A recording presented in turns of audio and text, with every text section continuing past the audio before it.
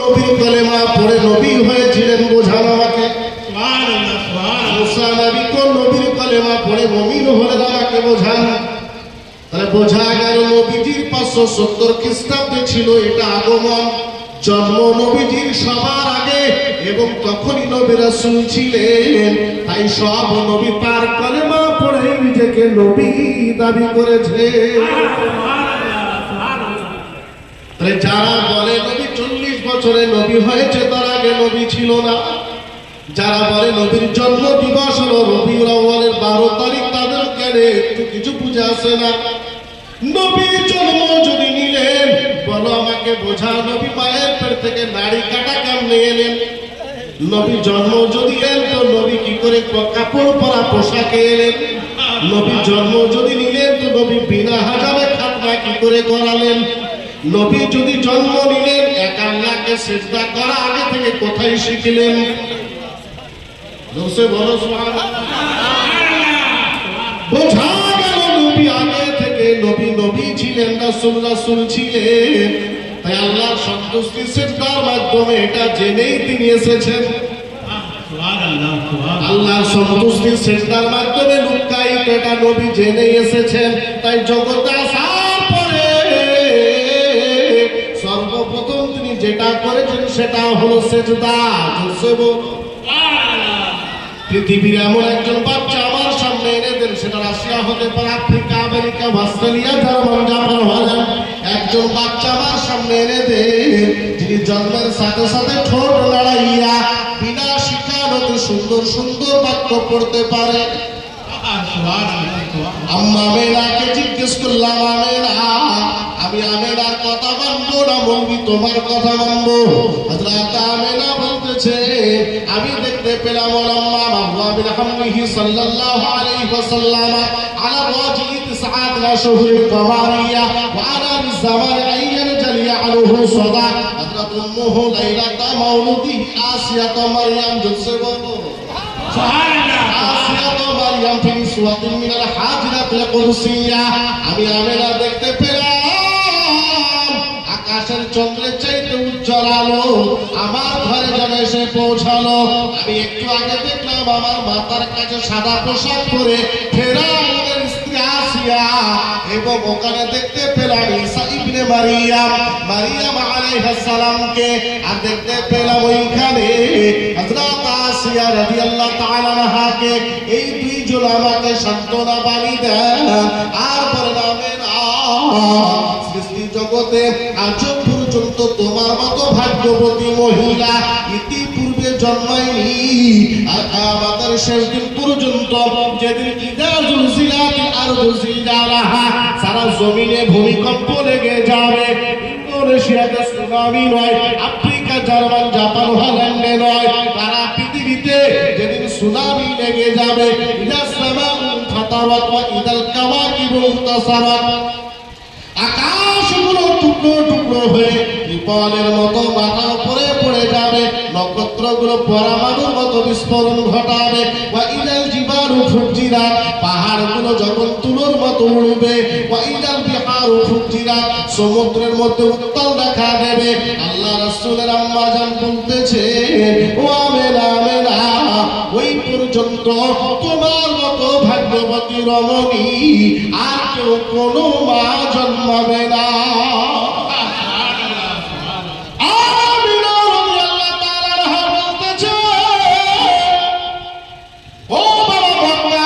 শুনে নাও, শুনে নাও, আমার বেটা মুহাম্মদ কত বড় নবী হবেন জানি না, আমার বেটা মুহাম্মদ কত বড় রাসূল হবেন জানি না, আমার বেটা মুহাম্মদ কত বড় নেতা হবেন জানি না, তবে আমি আমেনা যতটুকু উপলব্ধি করতে পেরেছি, এমন জননী পৃথিবীতে আর কেউ হবে বলে আমার জানা নেই।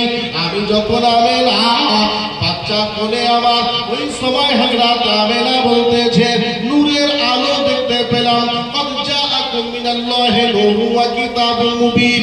আল্লাহ বলছেন আমি নূর পাঠালাম, রাসূল বলছেন আমি নূর এলাম, সাহাবায়ে কেরাম বলছেন নূর দেখলাম, মুফাসসিরে কেরাম বলছেন নূর এসেছে, বাটপার নবীর দল বলছে নবী মাটির ছিল। জোরে বলে নাউযুবিল্লাহি মিন কুল্লি যালিক। জঙ্গিপুর আদালত বলল নবী নূর, কলকাতা হাইকোর্ট বলল নবী নূর, ভারতের সুপ্রিম কোর্ট বলল নবী নূর। তোমার মতো যদি কোনো ঠিকাদার, তোমার মতো যদি কোনো চৌকিদার নবীকে মাটির বলে, তাতে নবীর শান কমবে না। কারণ চৌকিদারের দলিলটা কাজে লাগে না, আদালতের দলিলটা কাজে লেগে যায়। আমরা হলেন জঙ্গিপুর আদালতের বিচারক, রাসূল হলেন হাইকোর্টের বিচারক, আমার আল্লাহ সুপ্রিম পাওয়ার সব বলেছে নূর পাঠালাম, নবী বললেন নূর এলাম, মুফাসসিরিনে কেরাম বললেন নূর এসেছে। তাফসীরে মাদারিজ, তাফসীরে মাদারিজ খুলে দেখেন, তাফসীরে বাইজাবি খুলেন, তাফসীরে সাবি খুলেন, তাফসীরে মাজাহারুল মাআনি, তাফসীরে জালালাইন খুলে দেখেন, তাফসীরে ইবনে কাসির খুলেন। সব জায়গাতে 17 খানা তাফসীর ঘেটে দেখেছি, কেউ নবীকে মাটি বললেন না, সবাই বললেন নবী নূর, এটা মহাসত্য। কিন্তু আমাদেরকে শেখানোর জন্য আমার রূপ ধারণ করেছেন, এটাও মহাসত্য। আমি আপনাকে বলতে পারি, তাফসীরে মাদারিকের মধ্যে লেখা পেলাম, আল্লাহ রাসূল সম্পর্কে বলতে গিয়ে বলা হয়েছে নবীজির কোনো ছায়া ছিল না, নবীজির দেহ মুবারকের কোনো ছায়া ছিল না। আপনার এখানে যে রড লাইটটা জ্বলছে, ওই লাইটটাকে ফলো করেন, ওই রড লাইটের উপর একটা প্লাস্টিকের কভার আছে, প্লাস্টিকের কভারটারও কিন্তু ছায়া পড়ে না। ওই ছায়া না পড়ার কারণে আমাকে বিজ্ঞান শিখিয়ে দিল ওর ভিতরে ইলেকট্রন প্রোটন কাজ করছে, ওর ভিতরে নেগেটিভ পজিটিভের সংযোগে লাইট জ্বলছে। বিজ্ঞান বোঝালো সেখানে ছায়া পড়ে না, যার নিজস্ব লাইট আছে, কভারের ভিতরে লাইট আছে, তাই কভারে ছায়া পড়ে না। আল্লাহ রাসূল হাবিবুল্লাহ সম্পর্কে জেনে গেলাম, তাফসীরে মাদারিকের মধ্যে থেকে বুঝে নিলাম, এই জন্য নবী পাকের ছায়া পড়ে নাই, কেননা নবী পাকের কভারের ভেতরে নূর কাজ করছে।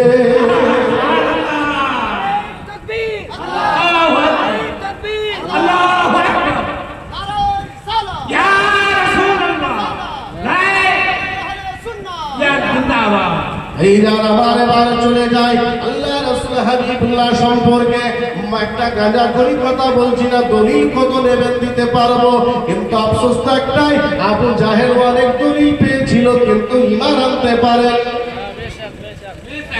তার জন্য আমরা আহলে সুন্নাত ওয়াল জামাত বলতে শিখেছি, দলিল তো অনেক দিলাম ভাই, যেগুলো দিয়েছি ওইগুলো বুঝার চেষ্টা করো। আলা হযরতের জামাতের লোক, আলা হযরতকে মাননেওয়ালা লোক, আর দলিল চাই না, বিনা দলিলে জুলুসে হাঁটতে চায়। বলে কেন কেন কেন? বলে দলিল দলিল দলিল, এটা ঈমানের পরিচয় নাই। যারা আল্লাহর ওলিকে মানে কারামাত দেখার পরও মানতে পারে না, আর যারা আল্লাহর ওলিকে মানে তারা কারামাতের পেছনে দৌড়ায় না। বলে ঠিক না? আবু বকর সিদ্দিক রাদিয়াল্লাহু তাআলা আনহু 20 বছরের নবীর সঙ্গে বন্ধুত্ব, একই বিছানে, একই লেপে, একই বালিশে মাথা দিয়ে কাটানো, একই প্লেটে খাওয়া, একই সঙ্গে চলাফেরা। রাতে আসাকিরের মধ্যে পড়ে দেখেন হযরত আবু বকর সিদ্দিক রাদিয়াল্লাহু তাআলা আনহুকে তার আব্বা আবু কুহাফা বলছেন, বেটা এত মুহাম্মদের তুমি পাগল হয়ে, এত মুহাম্মদের তুমি পাগল হয়ে গেলে কেন? তোমার বন্ধুর সঙ্গে তোমার বন্ধুত্ব থাকবে, কিন্তু মুহাম্মদের তুমি এত গোলামি করো কেন? আল্লাহ রাসূলের কথা শুনে নিয়ে হযরত আবু বকর বলেছিলেন, আব্বা 20 বছরের মধ্যে বন্ধুত্বের ভিতরে যতটুকু দেখেছি, যতটুকু বুঝেছি, আমি মুহাম্মদের মতো এত পরিষ্কার, এত পরিচ্ছন্ন, এত সৎ, এত মানবিক, সব যিনি আধার, তার নামটা মুহাম্মদ রাসূলুল্লাহ। এই লালকাদের যুবক, আমি তোমার কাছে বন্ধুত্বের খাতিরে বলতে চাই, চলো রাসূলের আম্মা জানকে জিজ্ঞেস করলাম, আম্মা জান একবার বলে, হযরত আমিনা বলতেছেন, আমি নবীজিকে কোলে নিতে গেলাম, আমাকে কেউ যেন বাধা দিল। ও আমিনা, তোমার সময় হয় না, একটু অপেক্ষা করো। অপেক্ষাটা কেমন করবো বলে এই জন্য করা লাগবে। আমার আল্লাহ পাকের কাছে সৃষ্টি জগতের আমাজনের জঙ্গল, সাহারা মরুভূমি, রাশিয়ার সাইবেরিয়া, হিমালয় পর্বত, এভারেস্টের চূড়া, সাগর, নদ নদী, পাহাড় পর্বত, কীট পতঙ্গ, সব আমার আল্লাহর কাছে ডিমান্ড করে আল্লাহ তোমার নবীকে আমাদের মধ্যে প্রকাশ করো, তোমার নবীকে আমাদের মধ্যে প্রকাশ করো। ও আমেনা তোমাকে তো দেব, কিন্তু তো আমার সাল্লাল্লাহু ইল্লা রাহমাতাল লিল আলামিন, এই দরদি নবী রহমতের নবী, কাউকে তো চটাতে পারেন না, ব্যথা দিতে পারেন না। ও আমেনা শুধু তাই না, তাই না, তাই না, ইতিপূর্বে যত নবী ও রাসূল এসেছেন লিমিটেড এরিয়ার জন্য, গোষ্ঠী কেন্দ্রিক এসেছেন, কিন্তু আমেনা তোমাকে আল্লাহ পাক যে নিয়ামত দান করেছে এই নবী তো লিমিটেড এরিয়ার জন্য নয়, কাবা মক্কা মদিনা সিরিয়া মুলকে শামের জন্য নয়, মেসোপটেমিয়া নাইজেরিয়া বাবেল মাদাইনের জন্য নয়, খোদাই যত দূরে এ মুস্তাফাই তত দূরে। হে আমেনা তুমি চিন্তা করবে না, হে মুস্তাফা মুর্তাজা মুলাকাকে নিয়ে যাব, সাগরের কাছে নিয়ে যাব, যমুনার কাছে নিয়ে যাব, এবারের পর্বতে নিয়ে যাব, আমাজনের জঙ্গলে নিয়ে যাব, সারা মরুভূমি নিয়ে যাব, মঙ্গল গ্রহ সাইয়াস নেপচুন প্লুটোতে নিয়ে যাব, গ্যালাক্সি মহাশূন্যে নিয়ে যাব, আহার নারা সৌরজগতে নিয়ে যাব। এই নবীকে সবার কাছে পরিচয় করিয়ে নেব, কেননা সকলের ক্ষুধা রয়েছে, সবার চোখ তাকিয়ে আছে নবীজিকে দেখবো। তাই আমি নবী মুহাম্মদকে সাথে করে সম্মানের সাথে আমরা স্যালুট দিতে জুলুস করতে মিছিল করতে স্লোগান দিতে ফেরেশতা মণ্ডলীগণ 18,000 মাখলুকাতের সঙ্গে পরিচয় করাতে নিয়ে যাব, পরিচয় করিয়ে নিয়ে আমেনা তোমার কাছে ফিরিয়ে দেব। জোরে জোরে কি বলা যাবে না? আল্লাহ রাসূলের আম্মা জান এত দূর পর্যন্ত দলিল দিয়ে দিলেন, বাবা এ নবীজি আমাদের কাছে এসে গেলে আমরা হলো সুন্নাত ওয়াল জামাত, আমরা নবীকে ভালোবাসি। অন্যরা যারা করে না তারা কি ভালোবাসে না? তারা করে নামাজ পড়বো নবীর হুকুমে, এটাই ভালোবাসা, রোজা করবো নবীর হুকুমে, এটাই ভালোবাসা। ও বাবা যুবকের দল, আমি তোমাকে বলতে চাই একটু ব্রেনে নামা লাগবে।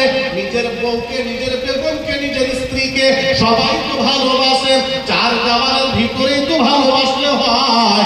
মাঝে মধ্যে গাড়িতে করে ফুচকা খেতে কেন নিয়ে যাও বলো? নিজের বউকে কে ভালোবাসে না?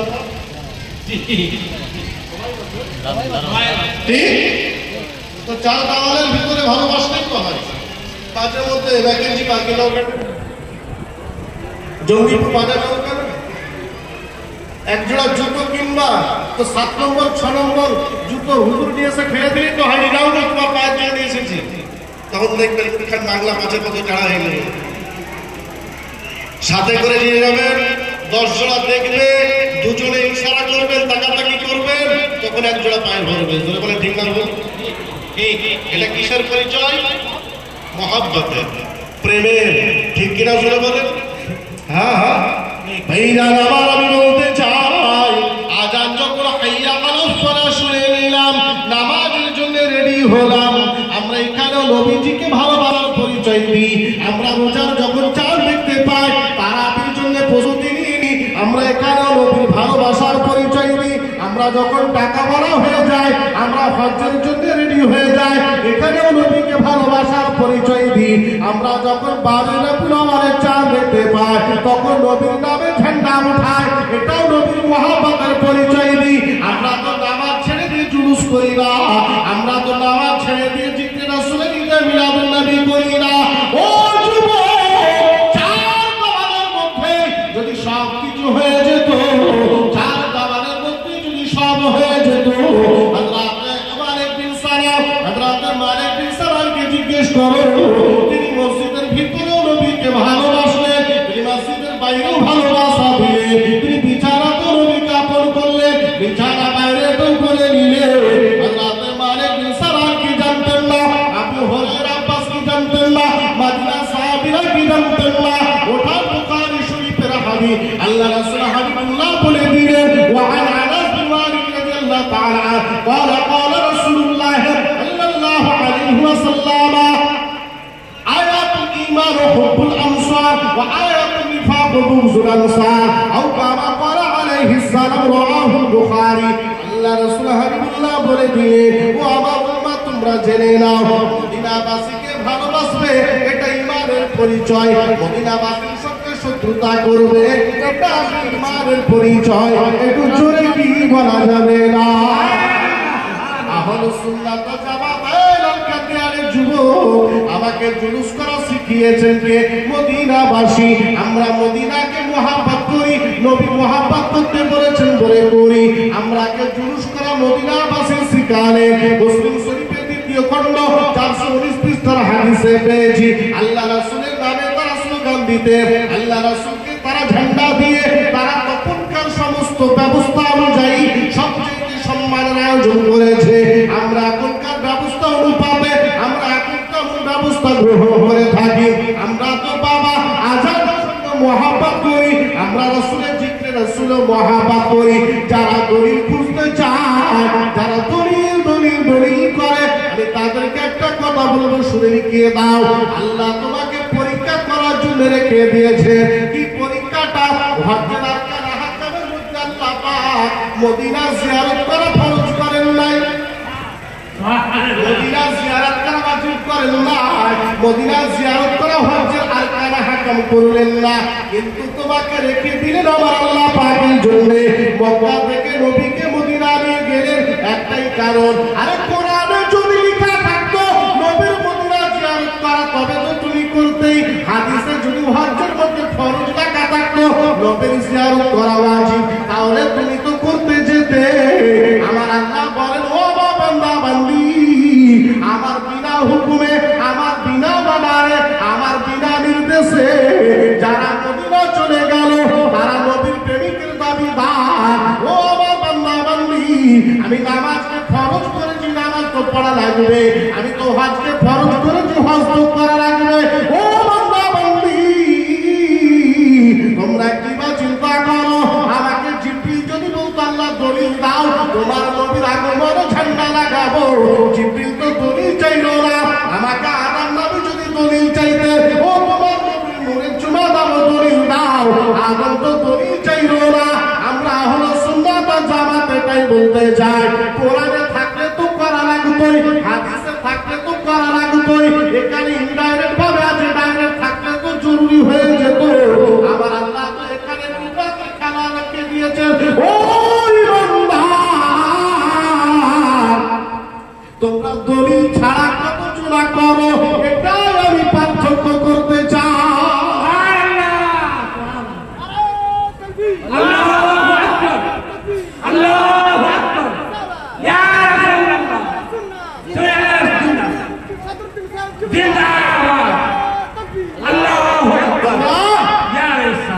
ছাড়া কারা করতে চাও? হ্যাঁ হ্যাঁ, তাহাজ্জুদের নামাজ কিন্তু সবাই পড়ে না, যারা আশিকে রাসূল তারা ছাড়ে না। সুবহানাল্লাহ, সুবহানাল্লাহ। আরে হায়দার ভাই, রাসূলুল্লাহ পড়ান তাহাজ্জুদ। আল্লাহ যদি তাহাজ্জুদকে ফরজ করে দিতেন তুমি তো পড়তেই, কিন্তু তাহাজ্জুদ ফরজ না হওয়ার পরেও ওয়াবিনাল লাইলি ফাতাহাজ্জাদ বিহি নাফিলাতান লাক, তারাই পড়ে যারা নবীকে আপন করে নিয়েছে। নবী তুমি রাত জেগে আমাদের জন্য পড়েছো, আমরা তোমার জন্য পড়বো। জোরে বলবো সুবহানাল্লাহ, সুবহানাল্লাহ। হ্যাঁ হ্যাঁ, আরে দলিল চাইতে না, জাস্ট ঈদে মিলাদুন নবীর দলিল চাইতে না। যদি তোমার চোখ থাকতো, যদি তুমি জিন্দা হতে, মরা না,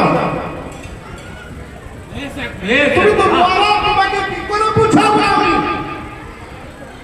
যে নবীর জাসনে ঈদে মিলাদুন নবীতে কত মজা পাওয়া যায়? যাকে জ্বর হয়েছে লালখান দিয়ারের সব জিলাপি যদি তার মুখে ভরে দে তাও বলবে তিতো লাগছে। ঠিক আছে কি হযরত? হ্যাঁ হ্যাঁ, তাও বলবে তিতো লাগছে। গাড়িঘাট সাইদাপুর আনা হাজরাতের সৈনিকেরা দলিল দিতে দিতে দিতে দিতে ক্লান্ত হয়ে পড়েছে, তাও এদের দলিল কিন্তু চোখে পড়ে না। তার মানে কি? জোরে বলে অন্তর মরাই দে, অন্তর মরা।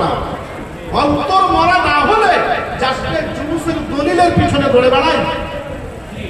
ঘুরে বলে নবীর মিলাদ করবে তাতে দলিল খুঁজে বেড়ায়। এখন ভাই আওয়াজটা কম করেন না।